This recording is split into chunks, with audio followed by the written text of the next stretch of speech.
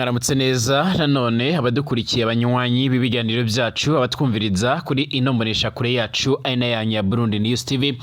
turabaramukije muri kano gatondo ko kuri uyu wa kabiri kwigenekerezo rya 28/0 umwaka 2025 ndabaramukije mwese ndabahaye ngiriwe bivanye naho muherereye twongeye kugaruka mu idonido y'amakuru azindutse ariko aravugwa cane amakuru agaruka kubiriko birabanga mu Burundi twibanda kuriko biravugwa mu karere k'ibiyaga binini ndetse no hirya no hino mw'isi dore inkuru tuyogoroka rero muri kino kiganiro cacu cyo muri kino gitondo ikaze kuri mwese. Uburundi bwanze gutangaza ibigendanye n'amagara ya nyiriteka Reverend Ndikuriyo ahagwariye mu bitaro bya Kenya kugeza ubu hamaze kumenyekana amakuru agendanye n'ibitaro yoba amaze imisi agwariyemo canke arembeyemo ariko igitangaje kinababaje n'uburyo rero hakomeje kugenda haravugwa byinshi mu bigendanye n'amagara yiwe nyamara leta y'u Burundi ntishaka kugira iki bitangaza ko mu gihe amagara yiwe tifashe neza nubwo ku munsi wejo amakuru ariko adusumira avuga yuko rero hahezemo imisi ibiri asa nuriko aratora agatege amakuru akomeza kugenda aradusumira cange akomeza kugenda aratugeraho muri no mwanya i Nairobi umunyamabanga mukuru wa CNDD-FDD Reverend Ndikuriyo yongeye kuremba cane ku buryo biteye ubwoba ku buryo rero igihe bamwe rero batanguye kugenda banavuga yuko yamaze kugenda arapfa leta y'u Burundi ikaba iriko rero itariko iratanga amatangazo yemeza urupfu rwiwe icyakora abo ngabo bariko barabesha ni babandi basetsa nkuyoze ariko amakuru dufise yizewe nuko kugeza ubu ngubu akomeje kuremba cyane. Reverend Ndikuriyo rero yarasubiriye kuremba cyane kuva mu mera z'iyindwi ndetse turi no gutangura iyindwi shasha cyane iheze inyuma yo kwerekana ibimenyetso byo gukira agacaratora agatege nkuko rero tubisanga mu ikete yanditswe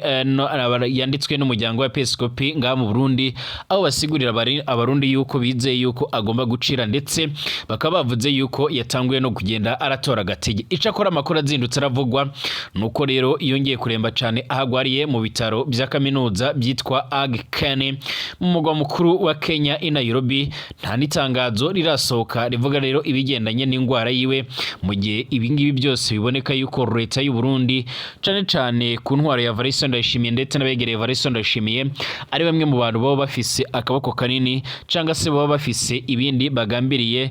muri ubu bugwayi bwa nyiriteka Reverend Ndikuriyo nkuko amakuru yama aradushikiye cange nkuko amakuru yama aradusumira kugeza ubu akomeje kuvugwa amakuru menshi cyane agendanye n'amagara y'abatifashe neza mu gihe rero muhano mu Burundi ho bahateguwe ibintu bishasha biteye ubwoba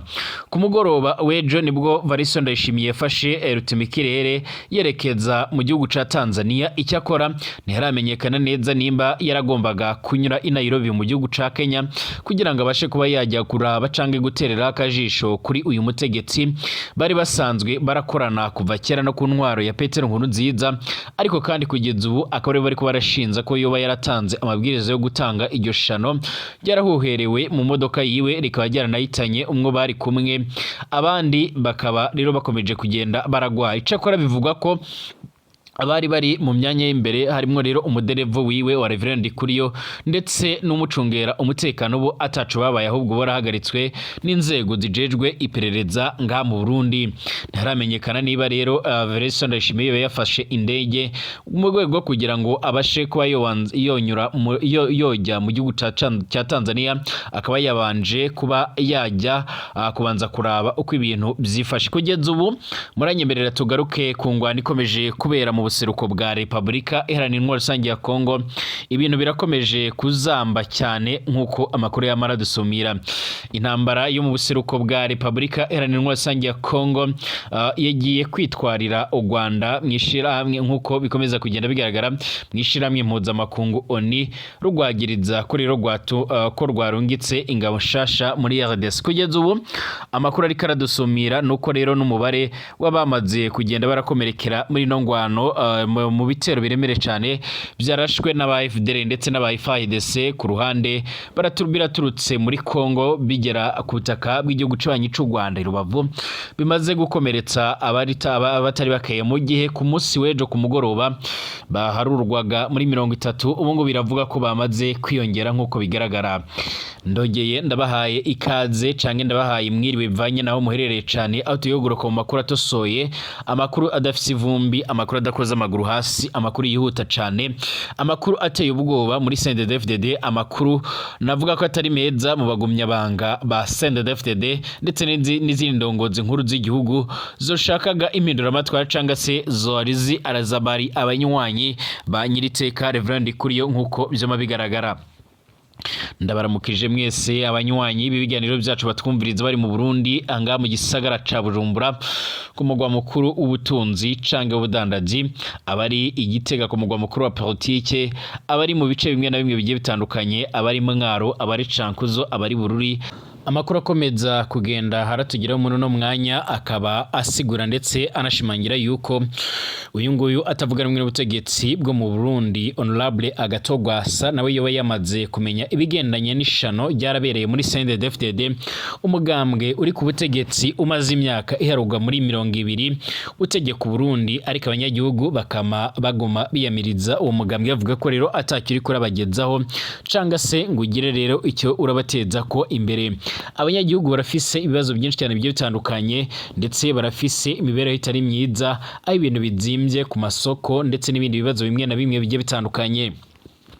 Kugeza ubu mu Burundi rero uyu mushinga amateka Honorable Kizigenza Agatogwasa mu kiganiro yabashije kuba yogirana n'umumenyesha makuru wacu yaramubwiye ko rero nawe yamenye ibigendanye n'ishano ryarabaye muri CNDD-FDD, aho yavuze yuko ibiriko biraba canga se ibiriko birashikira uyu ngo munyamabanga w'umugambwe uri ku butegetsi Reverend Ndikuriyo rero atari ibya none kuko rero ari ibintu bisanzwe biraba rero muri uyu mugambwe. Usibye kuba rero Variso Ndashimiye bisigura yuko iyo yarabashije kwikiza General Aregiyome Bunyoni, ibikomeje kugenda bigaragara canga se ibikomeje kugenda biradusumira byose biboneka ndetse bikanagaragaza neza yuko amakuru yama aradushikira ndetse amakuru yama aradusumira ateye ubwoba, agaragaza neza yuko hari nabandi bamwe na bamwe bashobora kuzokurikira uyu nguyu Reverend Ndikuriyo mu nyuma yuko nawe agiye guca arakurikira umwisi Petero Nkurunziza nk'uko amakuru yoma aradusumira. Honorable Kizigenza Agatogwasa yasiguye yuko we yahawe amakuru n'umwe mu banywanyi b'umugambwe CNDD-FDD akaba abarizwa mu bimbere, aho yasiguye yuko rero nawe yaronse amakuru agendanye n'ishano ndetse n'ibara ryabaye. Yavuze yuko kandi nawe rero yamenye amakuru agendanye nuko rero mu imodoka yiwe hahushywemo ishano y'uburozi bwa puderi, aho bivuga ko umwe mu bo bari kumwe yamaze kwitaba Imana ndetse umuderevo wiwe ndetse n'umwe mu mucungira umutekano bakaba hagaritse n'inzego zijejwe amatohoza. Kugeza ubu nawe yavuze yuko ababajwe n'ishano ndetse n'ibara riko rirashikira Uburundi, ndetse aza gusigura yuko ibingibi nibitoza guhagarara Uburundi bukomeza kugenda burajya bicane. Yasiguye yuko usibye ibibazo bimwe na bimwe abanyagihugu ariko biyamiriza bigendanye n'ibura ry'ibitoro, izamuka ry'ibiciro ku masoko canga izimba ry'ibiciro, ndetse akingeraho n'ibibazo biriko birashikira abasoda b'Abarundi bararungitswe mu buseruko bwa Republika iharanira intwaro rusange ya Kongo. Abanyagihugu benshi bakomeza kugenda basigura yuko bakomeje kugenda bamenya neza ubugome ndetse n'ibiko birakorwa n'umuryango wa Variso Ndashimiye nk'uko bizoma bigaragara. Amakuru twabashije gutohoza gushika umungo muno no mugoroba nuko by'umwareka abanyagihugu bamwe na bamwe bamaze kugenda barakirana umubabaro cyane, inkuru z'umubabaro cyane ziriko zirashikira zirava mu mugambwe CNDD-FDD. Kugeza ubu ngubu usibye abariko baremeza neza yuko Reverend Ndikuriyo yoba yamaze kugenda aracikana, ariko leta y'u Burundi ikaba yama irabihakana canga se ikabiri kirabihishira. Kugeza ubu ngubu ntago turamenya amakuru yemvaho yemeza urupfu rw'uyu mutegetsi. Icakora icyo dufise ku makuru rero twabashije kuba tworonka dukesha bamwe mu banywanyi b'umugambwe CNDD-FDD ndetse n'ababarizwa imbere, amakuru yama aradushikira canke amakuru akomeza kugenda aradusumira akaba ariko agaragaza ndetse aranerekana neza yuko mu Burundi abanyagihugu benshi bamaze gutahura ingene ibara riko rirakogwa muri CNDD-FDD. Ibi byose birashobora guteza ibibazo biremere cyane ku buryo batari bakeya bashobora gufata ingingo iremere cyane yuko badashobora kuzoshigikira CNDD-FDD mu matora yimirijwe nga mu Burundi. Benshi byongeye kuyibutsa ibigendanye n'urupfu rw'umuspiteri Nkurunziza yahoze aratwara Burundi, ndetse hari bamwe batanguye kugenda bibuka iherutse gutangazwa n'umutambukanyi wiwe mama buntu Pasiteri Denise Bucumi Nkurunziza nk'uko bizima bigaragara. Uyu nguyu kandi asanzwe ari umushinga amateka Honorable Kizigenza Agatogwasa yaraboneyeho rero kwishura umwe rero mu bamusubiriye muri seneri nk'uko bizima bigaragara, akaba yaraje kugenda aragira byinshi amutangariza nyine mu kiganiro yagiranye n'umumenyesha makuru wacu nk'uko bizima bigaragara. Uyu nguyu ni Kizigenza Honorable Agatogwasa mu nyishuri rero yaje kugenda aratanga. Kizigenza Agatogwasa arihaniza uwamusubiriye ku burongozi bw'umugambwe seneri gira uko ishaka nesoro kuguma rero amubaza ingene yakora n'ingene yaronka rero amahera yakoresha mu kwiyamamaza. Ati abo nsaba rero bose bandungika ko batumwe ngo rero nirukana arwasa. Ati nabuze rero ico mfata nico nareka. Munyishu Agatogwasa amuha rero nuko umugambwe mu mugambwe by'umwariko seneri rero by'umwariko ndetse n'abagumya banga bawo bakomeje kugenda barashigikira Honorable Agatogwasa, ndetse avuga amubwira yuko ibyo kuraba ndetse nawe yoronka ayo mahera rero bitamuraba, akwiye kuba yokora ibishoboka byose. Mwamenya yuko rero umugambwe seneri kuva bakuye Agatogwasa abatanga intererano bose baciye bazahagarika. Ubu n'utwari mu kigega rero tukaba twarakoze mu gutangura ingwati abazokwitoza mu matora yimirije, ayandi akaba yariwe rero nagira uko ishaka ndetse na makurata mu kigega hakaba hera nk'uko bizima bigaragara. Biruko mu gihe Gwasa abitoza bose rero bakaba barimenya ku buryo rero kandi bakaba baraterera cane kuko rero bakunda umugambwe. Ubu bose bakaba rero atamahera bikura kuko rero babona naho boyatanga ko rero batazotangwa mu bihe by'amatora nk'uko bizoma bigaragara. Mwomenya ko kandi uburyo leta yahora rero iha imigambwe ko rero iyabahagaritse kuko rero byabonetse ko imwe rero mu migambwe yari bayiye ko kubw'impapuro gusa atababanyi ifise ikaba yarafashe ingingo ko rero imigambwe yose rero izokwibeshaho iciye mu banywanyi bayo ndetse n'abagonywa banga bayo nk'uko bizoma bigaragara. Kizigenza Honorable Agatogwasa asigura yuko rero ingene yararongoye umugambwe kugeza ubwo rero ubaye uwa kabiri mu gihugu mu matora yabaye muri 2022 bitazosubira kugaragara nga mu Burundi, aho yama arasigura ndetse akanagaragaza neza yuko ibiriko biragaragara ndetse n'amakuru akomeza kugenda ndetse n'amakuru akomeza kugenda aradusumira ndetse n'amakuru akomeza kugenda aradushikira. Biboneka yuko mu Burundi ibara rikomeza kugenda riragwa muri no migambwe nk'uko byama bigaragara cange amakuru yoma aradusumira. Kugeza ubu umushinga amateka Honorable Agatogwasa avuga ko Burundi bugiye gushikirwa n'ibibazo biremere cane, ibibazo bigendanye na politiki. Icakora asigura yuko yiteguye gukomezanya n'abafise intumbero yo kugira byinshi bohindura mu Burundi ndetse no kugira ibyo rero bogarura mu Burundi. Asigura yuko yiteguriye gukora ibishoboka byose kugira ngo abashe kuba yocungura abanyagihugu ndetse no kuba yofasha abanyagihugu mu bihe bigoye bariko baranyuramo. Ibi kandi biriko biravugwa mu gihe mu buseruko bwa Republika Iharanira Intwaro Rusange ya Kongo hakomeza kuvugwa ingwano ziremere cyane, mu gihe abarundi nabo bamaze kubura icyo bavuga mu nyuma yo gutsindwa mu ngwano ziriko zirabera mu buseruko bwa Republika Iharanira Intwaro Rusange ya Kongo. Uyu munsi hariko haravugwa ibigendanye n'ifatwa y'umujyi wa Goma ndetse n'uburyo rero abegereye ibice bimwe na bimwe bigiye bitandukanye cane ku gihugu cibanyi c'u Rwanda mu mujyi wa Rubavu bariko baramererwa mu mwanya uheze. Nibwo nabahaye inkuru ivuga yuko umuvugizi w'ubushikiranganje bwo kwivuna abansi mu gihugu cibanyi c'u Rwanda Brigadier General Ronald Divigwanga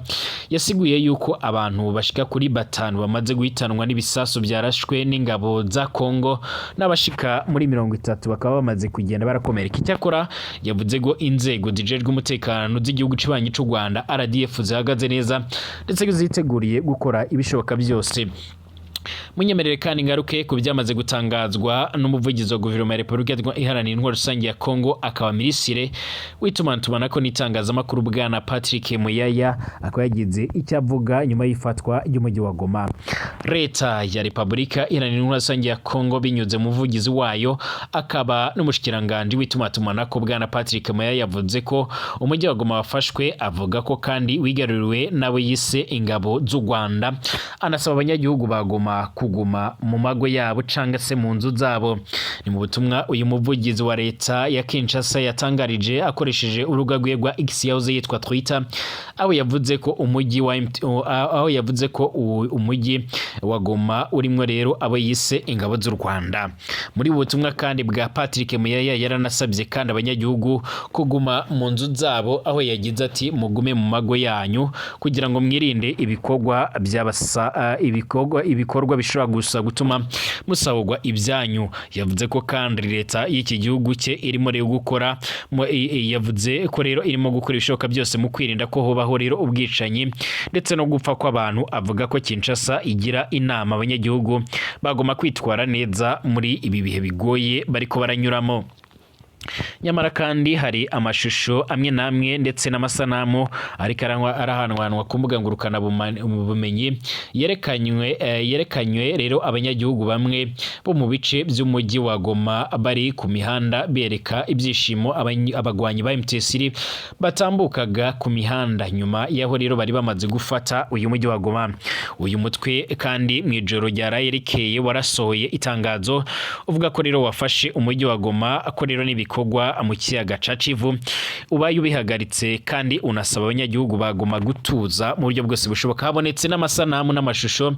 yerekana abagwanyi b'uyu muhari bari kwinjira muri uyu mujyi kandi ubona barimo gutambuka neza cane bemye. Ikindi nuko rero bamwe mu basirikare ba FARDC bambutse umupaka bahungira mu gihugu cibanyi c'u Rwanda, ndetse bagezeyo bakigwa n'ingabo z'u Rwanda nkuko bivugwa n'ikigo ca leta y'u Rwanda kitangaza amakuru RBA. Abandi basirikare benshi babarirwa mu bihumbi 5 barahungiye Bukavu muri Kivu y'Amajyepfo, abivugwa ko n'abandi bategetsi bamwe na bamwe bagiye batandukanye bari barongoye intara Kivu y'Amajyaruguru nyuma yuko buramatari w'iyo ntara General Major Peter Chirumwami Nkuba aherutse kurasigwa muri izo ngwano, nawe aherutse gupfa nyine. Abandi bari basanzwe baramungirije barahungiye muri Kivu y'Amajyepfo. Abanyagihugu baturiye uyu mujyi wa Goma bavuganye n'abamenyesha makuru bacu babwiye yuko uyu mujyi wa Goma hafi ya wose kuva igihe cy'isaha 5 z'igitondo cyo kuri uyu nguyu wa mbere uri kugenzurwa n'uyu mari wa MTC. Usibye ko rero ahagana mu masaha y'igicamunsi ibice bizwi ko byari birinzwe cane cane n'igisirikare ca RDC nk'ahitwa Katindo, umusozi wa Goma, Amon Goma, ndetse no ku mupaka uzwi nka Grande Barriere wo ku ruhande rwa Goma, byumvikaniyemo rero urusaku rw'amasasu y'imbunda nini cyane ninto. Ariko kandi amakuru yizewe twarahawe n'abanyagihugu baturiye muri ivyo bice ahamya ko abagwanyi uyu muhari aribo rero bari ko baragenzura ibyo bice mu nyuma yo kubyigarura. Ikindi kandi nuko rero uyu muhari uri kugenzura neza ikibuga cy'indege cya Goma, nubwo rero uyu muhari wari utaranafata ikibuga cy'indege cya Goma ku cyumweru nimugoroba watangaje ko ikibuga cy'indege gifunze, kuko rero uyu muhari wari hafi wageze mu bice byo hafi aho ngaho washoboraga kurasa indege rero yose yakigwa cyangwa se ishobora kuba yohagurukira muri ibyo bice. Andi mashusho n'amasanamu yerekana abagwanyi ba MTC bakirwa n'abanyagihugu mu gace ka Majengu kari hafi y'ikibuga cy'indege cya Goma. Andi makuru avuga ko imfungwa zari zifungiye muri gereza ya Goma nyinshi zatorotse, gusa kugeza ubu ngubu muri aya masaha y'umugoroba kuri wa mbere mu bice bimwe na bimwe bya Goma biracyumvikanamo amasasu cyane cyane mu burasirazuba bw'uyu mujyi wa Goma. Ku rundi ruhande kandi Kinshasa ku mugwa mukuru w'iki gihugu harabaye imyigaragambyo yamagana ifatwa rya Goma, ndetse kandi iyi myiyerekano yarabereye ni Bukavu muri Kivu y'Amajyepfo. Kugeza ubu ntacyo minisitiri w'ubutabera yari yotangaza ku bigendanye n'ibara ryabaye, aho imfungwa nyinshi zobashije kuba zotoroka. Bwana Constantin Mutamba, minisitiri w'ubutabera ku butaka bwa Repubulika Iharanira Intwaro Rusange ya Kongo, asanzwe agaragara mu bikorwa bimwe na bimwe bigendanye no guhonyora agateka kazina muntu, akaba yakomeje kugenda agaragaza ndetse akaba atagize icyo avuga kubigendanye n'abanyagihugu ndetse n'abamaze kugenda batoroka ingereza nk'uko bikomeje kugenda bigaragara. Kugeza ubu andi makuru akomeje kugenda aradusumira cyangwa akomeza kugenda aratugera muri no mwanya, inama yagombaga kuzaba ku munsi w'ejo, inama ikomeye cyane yahamagajwe n'umuyobozi cyangwa se urongoye Afrika y'Iburasirazuba Dr. William Ruto Samuel arongoye igihugu ca Kenya, akaba yari yatumije inama ikomeye cyane yagombaga guhuriramo Perezida Kagame arongoye igihugu cibanyi cy'u Rwanda ndetse na Perezida Tshisekedi wa Kongo. Perezida Tshisekedi biramaze kumenyekana yuko atazitabira inama y'abakuru b'ibihugu bya East African Community.